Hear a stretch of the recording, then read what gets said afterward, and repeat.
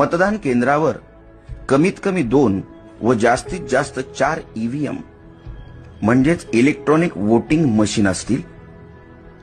तुम्हाला मतदान एकूण 4 म्हणजेच अ जागा, ब जागा, क जागा व ड जागेसाठी करणे आवश्यकच आहे। उमेदवारांच्या संख्येनुसार या 4ही जागांची आखणी ईव्हीएम मशीनवर होईल। कदाचित या 4ही जागा 2 ईव्हीएम मशीनवर आखल्या जाऊ शकतात। 4ही जागेसाठी मतपत्रिकांचे रंग वेगवेगळे दिलेले असतील।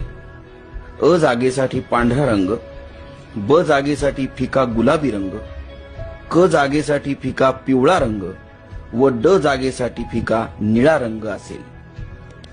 प्रत्येक मशीनवर उमेदवाराचे नाव व त्याचे निवडणूक चिन्ह असेल। अ जागेखालील योग्य उमेदवारासमोरील बटन दाबा, लाल लाईट लागेल। याचा अर्थ अ जागेसाठी मतदान प्रक्रिया पूर्ण झाली। ब जागेसाठी हीच पद्धत वापरा, क जागेसाठी हीच पद्धत वापरा, ड जागेसाठी हीच पद्धत वापरा।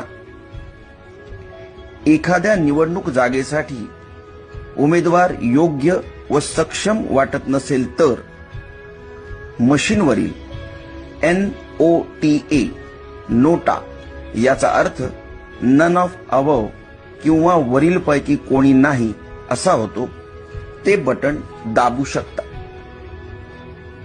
पण जरा विचार करा, कारण तुम्ही भारत देशाचे सक्षम मतदार आहात आणि तुमचं एक मत देशाचं भविष्य बदलू शकतं।